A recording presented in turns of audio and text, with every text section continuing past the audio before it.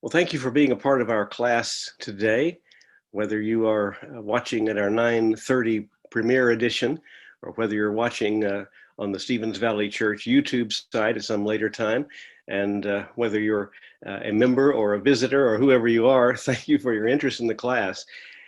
Several years ago, I was asked a question while teaching a class, and the class subject dealt with Renaissance, Reformation.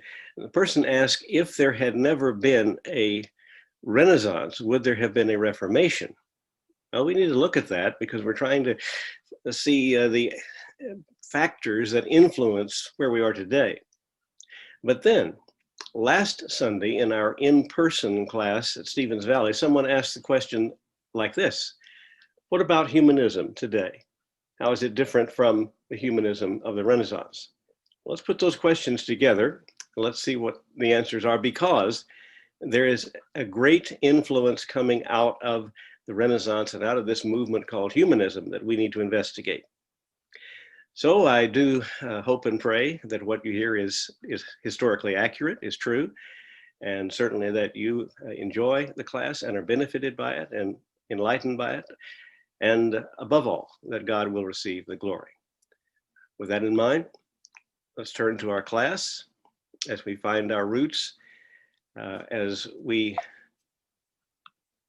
look at the Renaissance, at humanism in the Renaissance, and at the Reformation, and answer the question, what is the connection? Now, first of all, what is humanism? Let's define it. What is humanism? And how did it affect the Reformation? But we're not going to start with the Renaissance. We're going to start in the ancient world because that's where humanism originated. Let's go back to the 5th century BC in Greece, in Athens.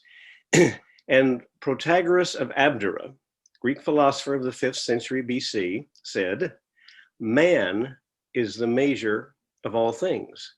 Man is the center of all things. Now, to the Greeks and to the Romans, what Protagoras meant was that man is all important, the focus, the center of everything. Now, the Greeks and the Romans had gods. Now, these gods were simply reflections of themselves. They were images that they created after their own behavior, showing their sinful acts, their stupid acts, their ridiculous things they did, as well as some good things, love, hate.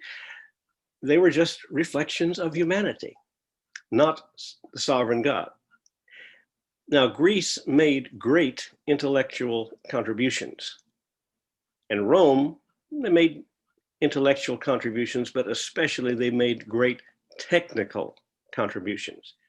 Thus, we have this interesting comparison. The Greeks had the brains, the Romans had the drains.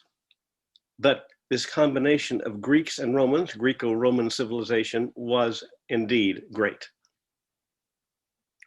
Now, let's look at 5 periods of time. I have it titled the 5 movements. These are 5 intellectual periods, actually, characterized by certain things. So just keep in mind, the ancient world, we've talked about that.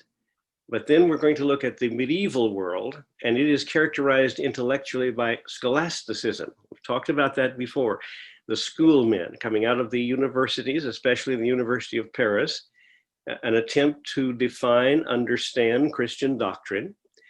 Third, the Florentine or Italian Renaissance, started in Florence, spread throughout Italy. So we may speak of either the Florentine or the Italian Renaissance, characterized by humanism.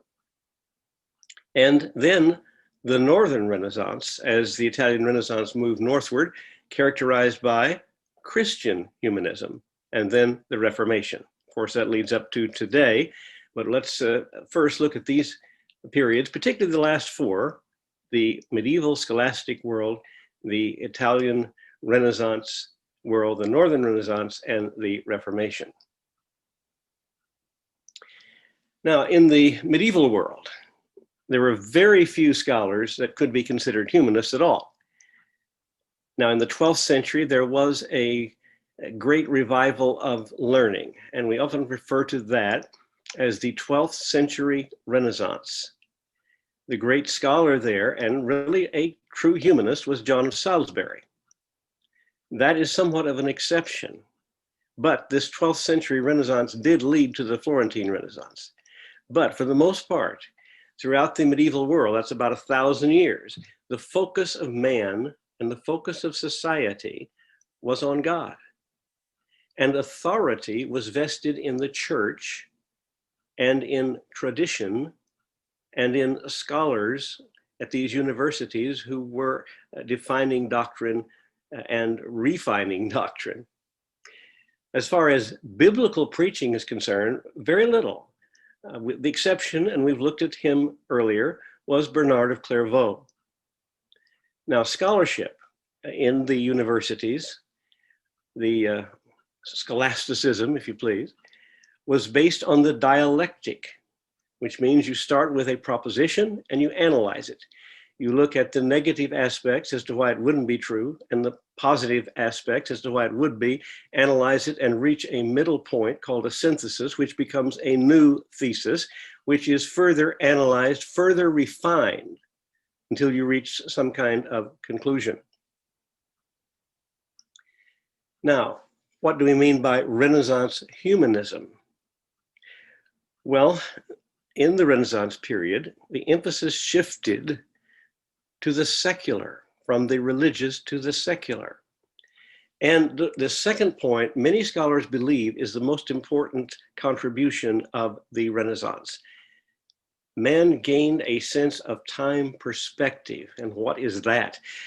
Well, in the Middle Ages, one did not really understand that Charlemagne lived in the 9th century, the 8th and 9th century. Charlemagne could appear at any point as they told stories, as they wrote history. And a good example, Constantine, first Christian emperor, lived in the 4th century.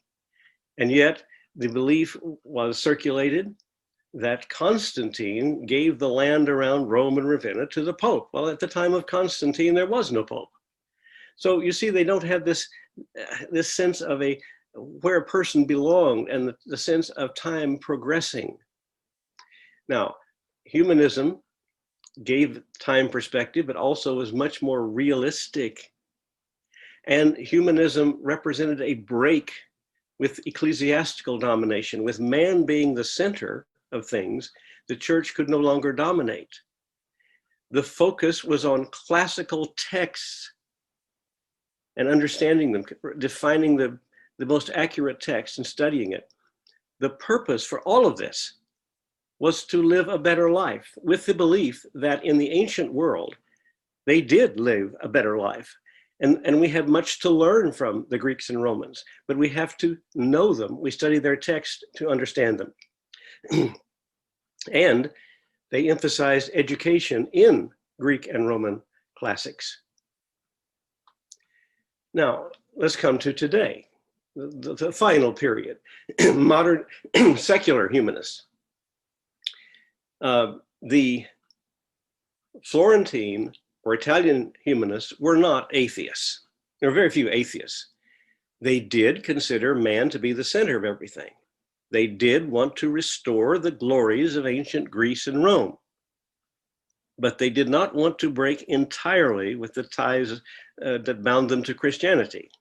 A few exceptions, like Petrarch, but for the most part, they did not seek to just completely turn their backs on Christianity. On the other hand, modern secular humanism does exactly that. They reject Christianity. Most secular humanists today are atheists.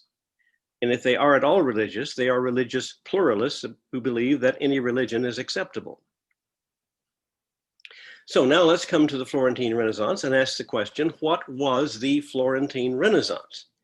And we're going to try to define that today from the viewpoint of 4 Renaissance scholars. Now, of course, there's a multitude of Renaissance scholars, but I'm picking out 4 that have in their theses and their understanding of the Florentine Renaissance that have a particular relevance to the Reformation.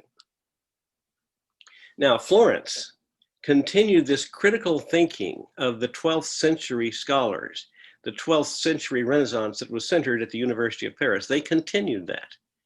But they were more secular in Florence than Paris. They were wealthy by means of trade. And Florence also was not a monarchy, it was democratic. And that allowed people freedom to think for themselves. And additionally, they were led by a family, the de Medicis, who came from common stock and became merchants who made their money in textiles. And they were favorable to scholarship, to art, to learning. They supported this direction of thinking. And so as a result, in Florence, interest developed in the ancient world of the Greeks and Romans. The goal was to try to import their lifestyle. Now, they were dissatisfied with the medieval church-dominated society. They felt it was backwards, and they wanted to gain an understanding from the ancient world that would point them to a better life. And so the method of understanding them would be the text.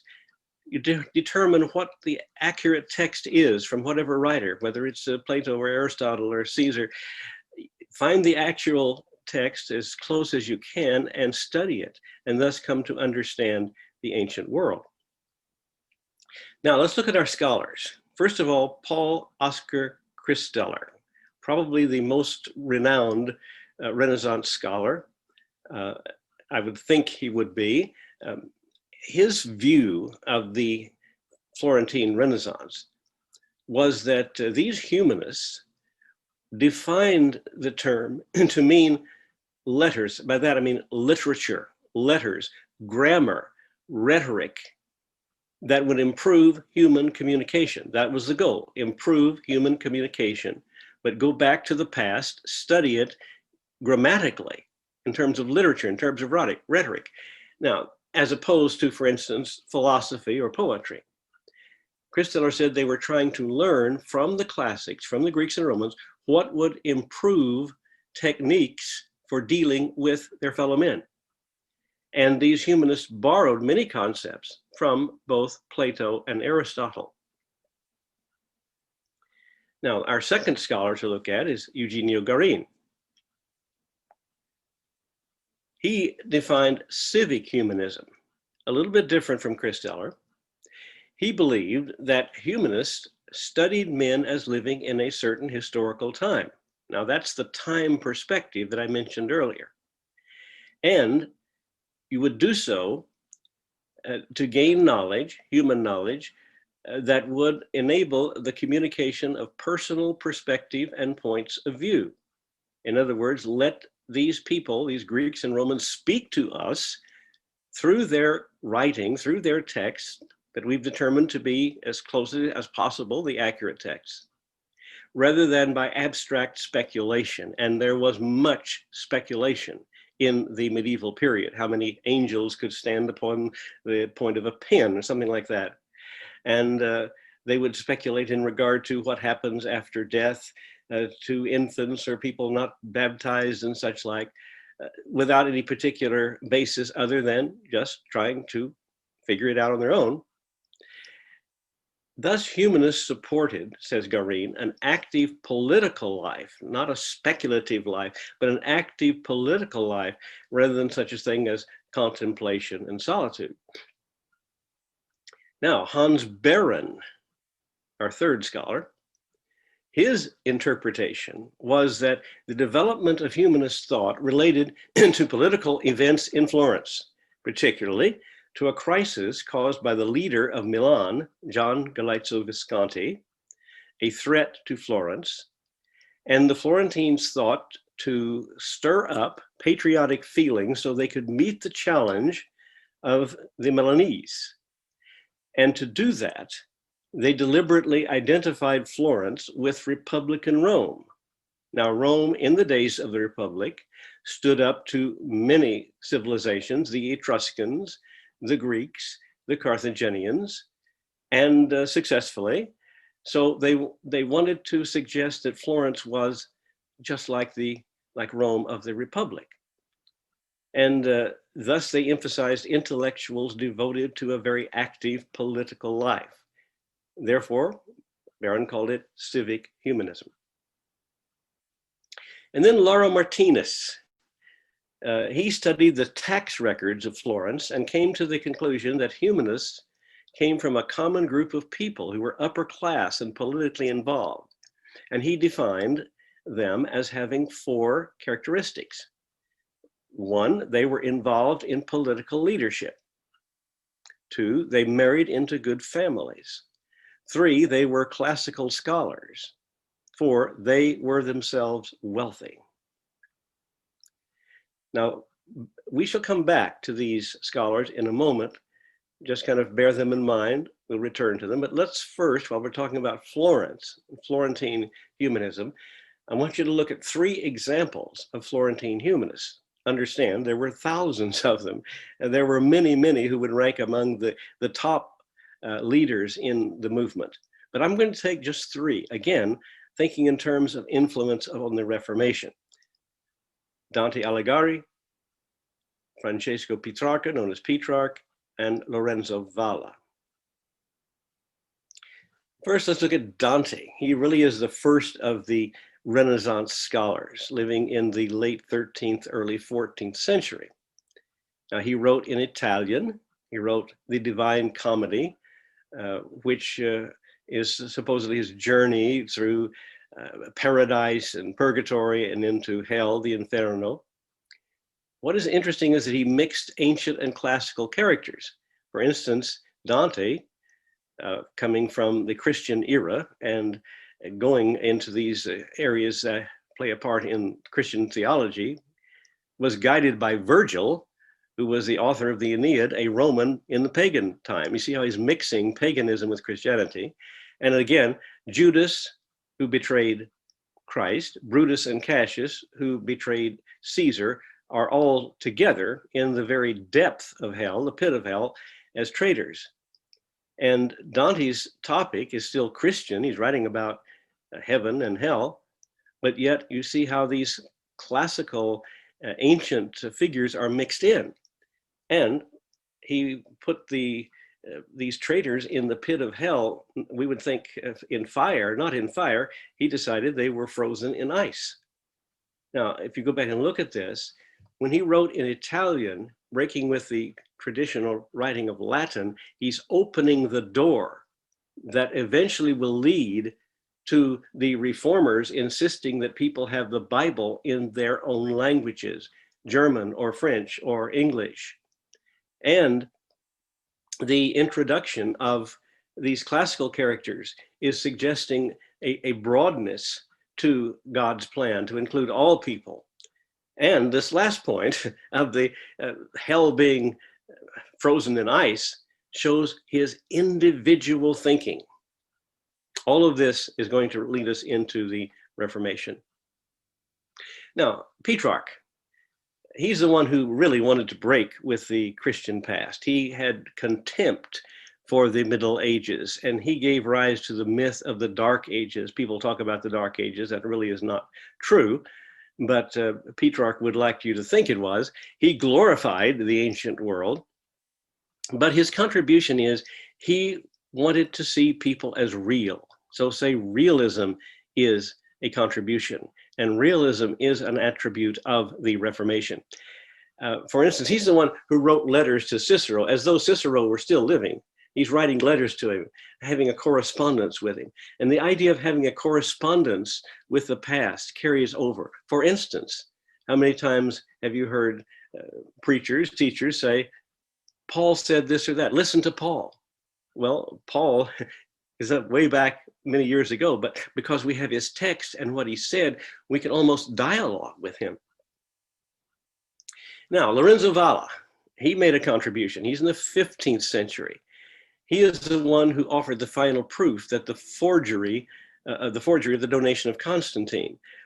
This was circulated, and I mentioned that earlier, Constantine living in the 4th century, 100 years before there was a pope.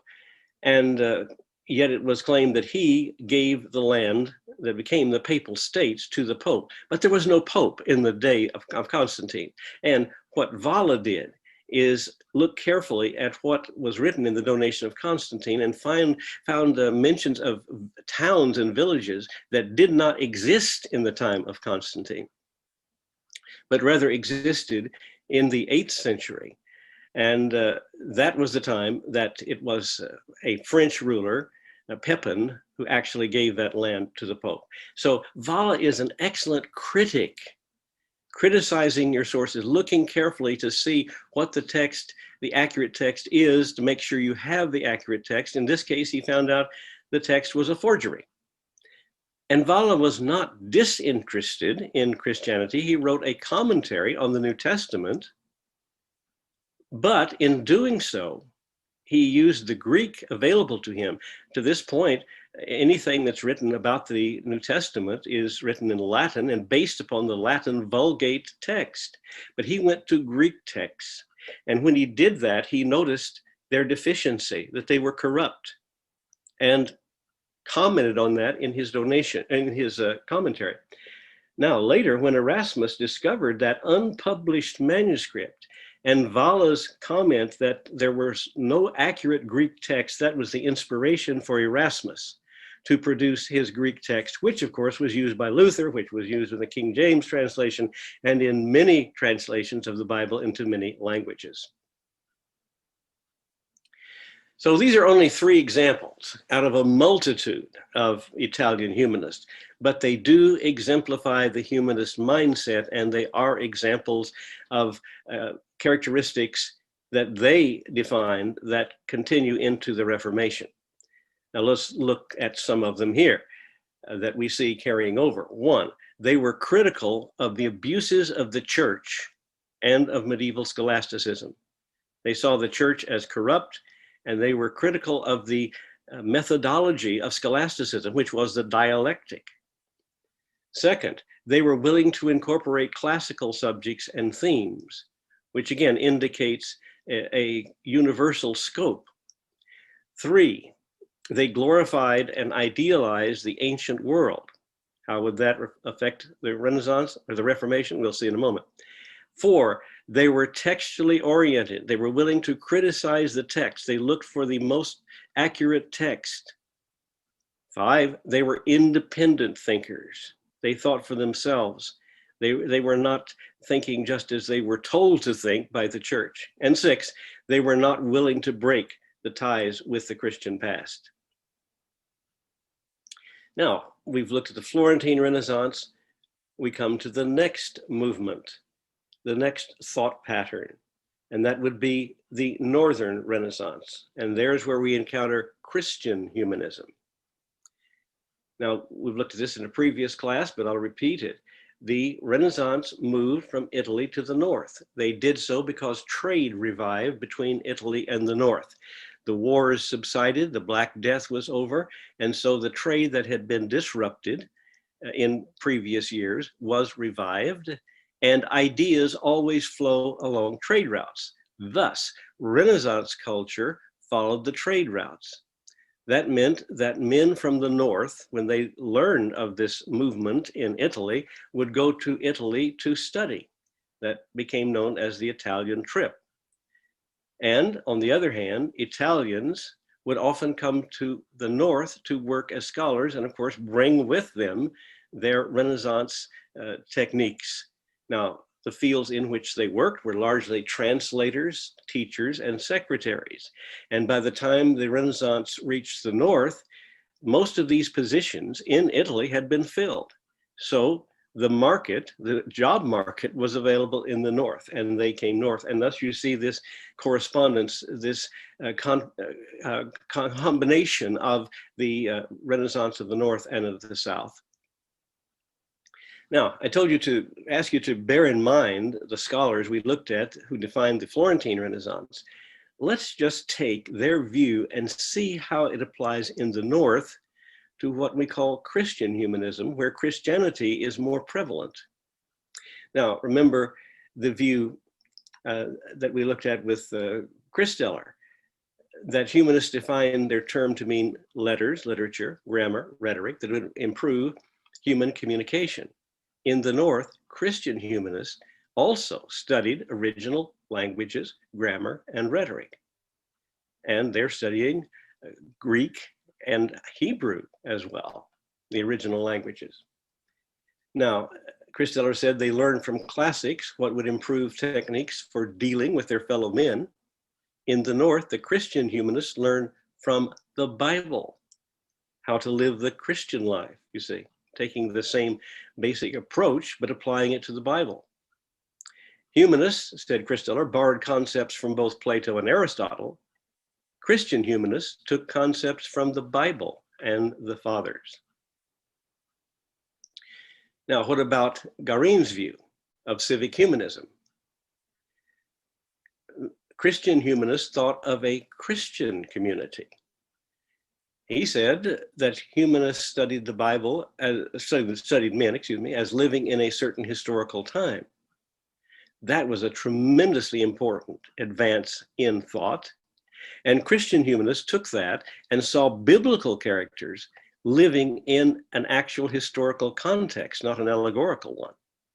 And Christians, who had always held to a linear view of history, now different from the ancient world, because they didn't have a linear view at all, they had a circular view. Now, this linear view combines with the ancient concept of realism.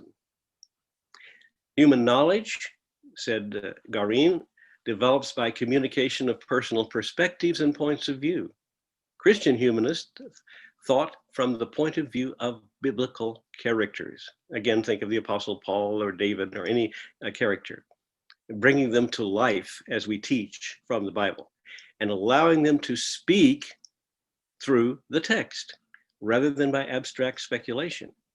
And Garin said humanists supported an active political life rather than contemplation and solitude. Christian humanists believed in an active Christian life. Now, Barron's view that the Renaissance was precipitated by a crisis in Florence, that didn't apply in the North because it was not localized. There were no particular political events in Germany, England, and France. However, interesting, the Reformation was connected to certain political events like Luther in Germany. And these events often were caused by political crises. Now, what about the idea of Christian humanists and the Laura Martinez view that they come from a particular class? And it's true of the Christian humanists as well. It's interesting. We looked at the four categories. They're involved in political leadership. They married into good families. They were classical scholars. They themselves were wealthy. That was true in Florence. That is also true in the North. It does not apply, interestingly enough, to the Reformation because the Reformation largely appealed to the middle class. Now, the characteristics of the Northern Renaissance, Christian humanism, it is more Christian in orientation. They were concerned with the Bible and the Christian fathers. They brought the emphasis on ad fontes, which in the Florentine Renaissance was applied to the Greek and Roman texts. They bring that ad fontes, go back to the source, and apply it to the Bible. They also believed in the perfectibility of man, believing his problem was ignorance, which could be corrected through knowledge. And this gave rise to the term Christian humanist and thus to the reform program of the Christian humanists. And some of the leaders, we've looked at these before, but briefly, let's consider John Colet. He certainly was in the upper class. He was a dean of St. Paul's Cathedral in London. He established St. Paul's School for the Boys. And what is most important, I think, in leading to the Reformation is that he dared to teach directly from the text of the Bible at Oxford. That simply had not been done before. And Sir Thomas More, very high position, Chancellor of England. He had a humanist circle in his home in Chelsea, met to discuss how best to advance the cause of Christian humanism. He wrote the Utopia, the satire on how corrupt the church was. Unfortunately, later executed by Henry VIII because he would not accept Henry as the head of the church. He's the subject of the play Man for All Seasons. And in France, Jacques Lefebvre de Tap, a professor at the University of Paris, does at the University of Paris what Colet did at Oxford. He taught directly from the scriptures. He also developed his own theological system that is, although we're not going to look at it today, it's remarkably close to what the reformers believe. And Roman Catholic Cardinal Jimenez founded the University of Alcalá in Spain along humanistic lines and produced an excellent text of the New Testament, the Complutensian Polyglot Bible, and also agreed with basic Protestant doctrines. Johann Reuchlin, a professor at the University of Cologne, taught the classics and included Hebrew and the Old Testament.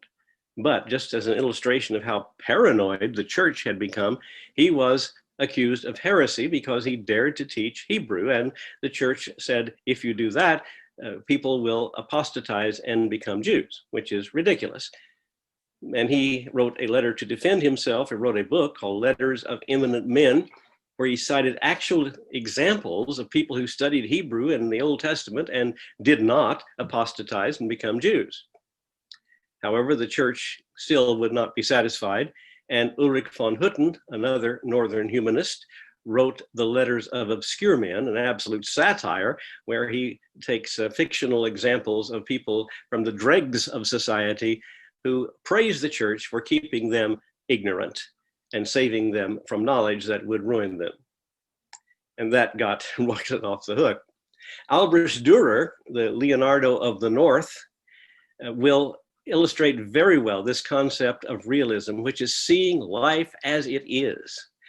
And he displayed that with his varied talents in painting, engraving, and woodcuts. Came from Nuremberg, later became a Protestant.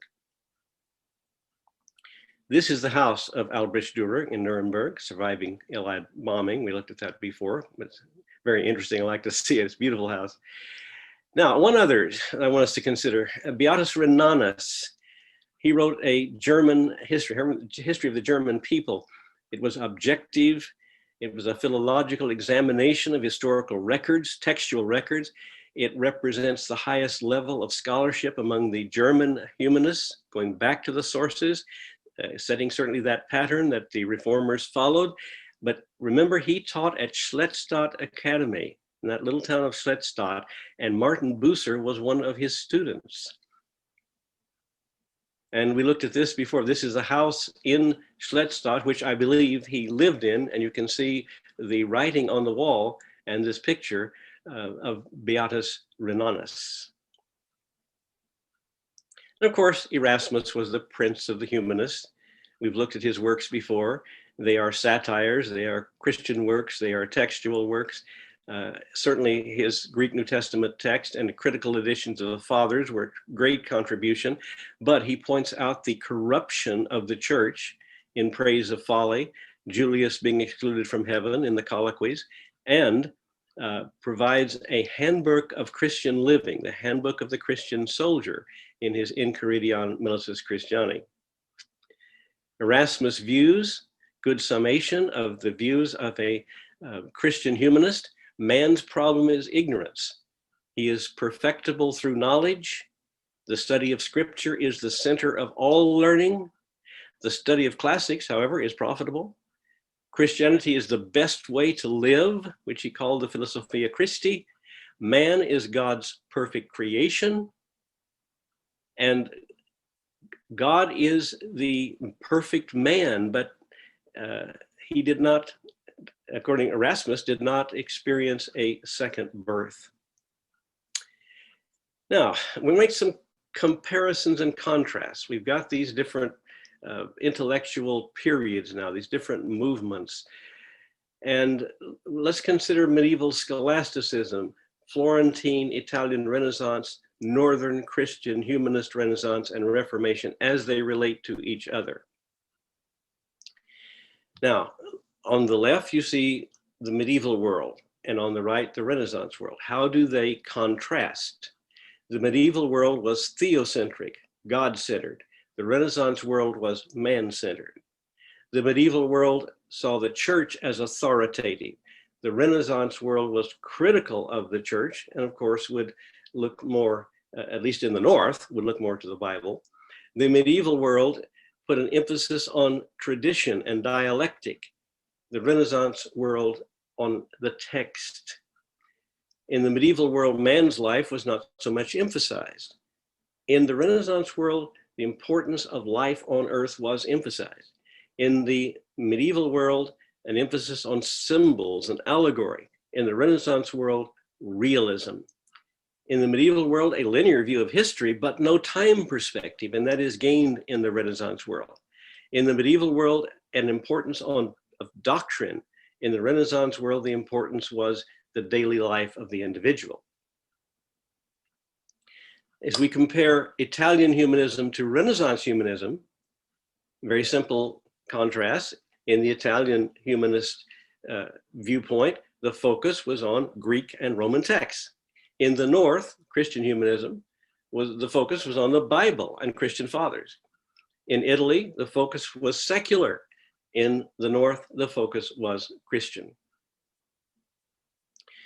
Now, what are the common characteristics of all humanists? Emphasis on text, focus on antiquity, search for manuscripts, analysis of those manuscripts, criticism of those manuscripts, realism, seeing people in their historical context, having a time perspective, seeing people living at a definite time and their different periods of time, critical of the corruption of the church, very critical of the corruption of the church, critical of the medieval era, seeing man as the center, the measure of all things, looking for a better society that could be brought about by a knowledge of the past, individual life important through knowledge. Now, how is this important, the Renaissance important to the Reformation? And of course, this is where we really want to see this effect. Well, emphasis on text, the Bible in the North. That carries right over to the emphasis on the Bible by the reformers, by Luther and Calvin and Bucer and the others. And the discarding of this medieval tradition and dialect that would use reason as a way to define truth, rather looking to the Bible to define truth, and seeing things as they really are rather than some allegory. Again, that time perspective. And the application to life with the goal to make it better, Christian life, of course, in the North. And that is carried over into the Reformation, where there's a great emphasis upon people being saved and right with God and living a life, the kingdom of God being righteousness and peace and joy. And of course, this criticism of the medieval society and church. Now, let's compare Christian humanism. Let's just take the North with the Reformation. Well, Christian humanism has the man-centered world. The Reformation has a God-centered world. Christian humanism sees man's problem as ignorance. The Reformation says his problem is sin. The Christian humanist world says the solution to the problem is education. In the Reformation, although there is an emphasis on education, of course, but the solution ultimately is redemption. In the Christian humanist world, there's the supremacy of education. In the Reformation, and I will say it again, education is important. Look at all the academies that are established, but supremacy of doctrine is emphasized. Christian humanism, the test of true doctrine would be ethics, how a person lives. That would show whether the doctrine was true or not. In the Reformation, biblical truth is absolute. In the Christian humanist world, the concept was that man has the ability on his own to do whatever he wants. In the Reformation, man is unable without the grace of God. Now, this brings us to that question I had years ago. Would there have ever been a Reformation without a Renaissance? Well, let me ask you some questions. Would there have been a Reformation without the recovery of the Bible, of the text of the Bible, of the study of the Bible? Would there have been a Reformation if there was not this emphasis on going back to the sources? Would there have been a Reformation if there was not this idea of individualism, of thinking, people thinking on their own, and stressing the importance of man, stressing the importance of family? Or would there have been a Reformation if man was not seen in a proper historical context, in a time perspective, in the linear view of history? Or would there have been a Reformation without the freedom to criticize the church and its traditions, and without a realistic view of life? Now, the debt of the Reformation is really divided. We cannot say that humanism was the main source for Reformation ideas, certainly not. The debt to scholasticism is great, but these 2 points, and 2 vitally important points. Scholasticism emphasizes the importance of true doctrine. The reformers gained that from the Middle Ages and from scholasticism, and the concept of a God-centered universe. Humanism contributed importance of text, knowledge of languages, critical handling of sources, the importance of liberal education with the Bible as the core, the criticism of the church, individualism, and individual life and piety. Conclusion. The Protestant Reformation is a combination of medieval scholasticism and Renaissance humanism. Without the contributions of the humanists, particularly the Christian humanists, it is, in my opinion, unlikely that the Reformation would have occurred. However, we are analyzing from the human standpoint. I'm speaking from the perspective, particularly as an historian. But the major factor must be, of course, the eternal purpose of God as carried forth in his divine providence. Well, thank you for joining us for today. Please note that next week we'll be looking at the church in England. I hope this study has been profitable for you. I think it's important. And I do pray for all of you to have a blessed week, that the grace of our Lord Jesus Christ and the love of God our Father and the fellowship of the Holy Spirit will be with you all.